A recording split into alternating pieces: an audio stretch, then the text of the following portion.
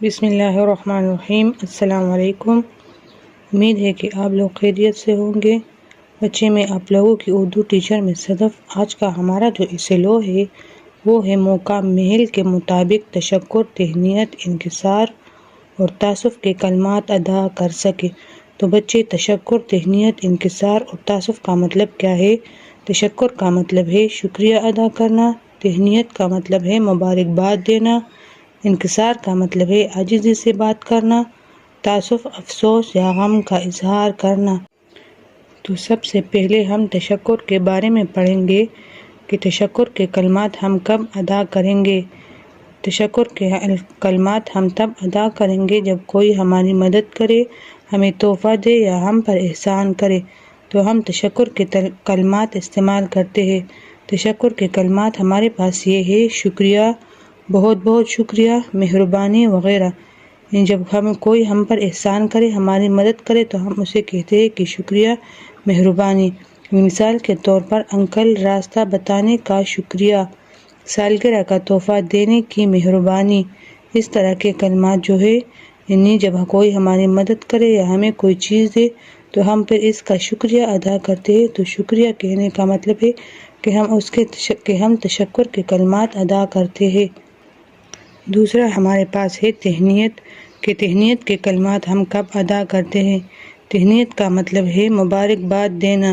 تو خوشی کے موقع پر، کامیابی پر، عید یا سالگرہ وغیرہ کے موقع پر ہم تہنیت کے کلمات ادا کرتے ہیں، یعنی ہم ایک دوسرے کو مبارکباد دیتے ہیں۔ تہنیت کے کلمات یہ ہے: مبارک ہو، بہت بہت مبارک ہو، شاباش وغیرہ۔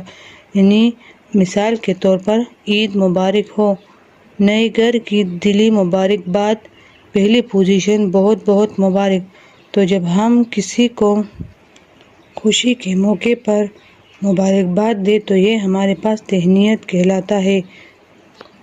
انکسار کا مطلب ہے عاجزی سے بات کرنا۔ تو انکسار کے کلمات ہم کب ادا کرتے ہیں؟ جب ہم بڑوں سے بات کرتے ہیں یا اپنی تعریف سنتے ہیں تو ہم یہ کلمات ادا کرتے ہیں، یعنی ادب کے طور پر ہم جو کلمات ادا کرتے ہیں اس کو ہم انکسار کہتے ہیں۔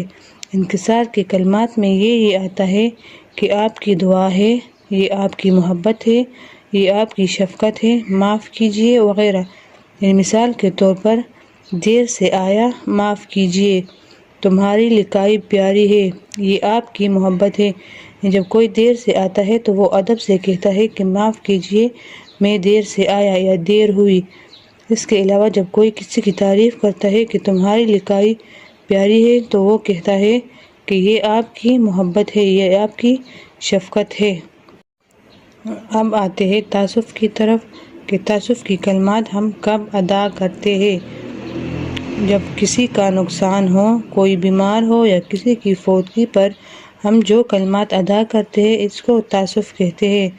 تاسف کے کلمات میں ہمارے پاس یہ آتا ہے: افسوس ہوا، اللہ صبر دے، اللہ صحت دے وغیرہ۔ مثال کے طور پر آپ کے ابو کی طبیعت خراب ہے، سن کر افسوس ہوا۔ آپ کی دادی کے انتقال پر دلی افسوس ہے، اللہ آپ کو صبر دے۔ تو اس طرح کے کلمات جو ہے ہم غم کے وقت یا کسی کا نقصان کے وقت ہم ادا کرتے ہیں۔ تو بچے، یہ ہے ہمارے پاس تشکر، تہنیت، انکسار اور تاسف کے کلمات۔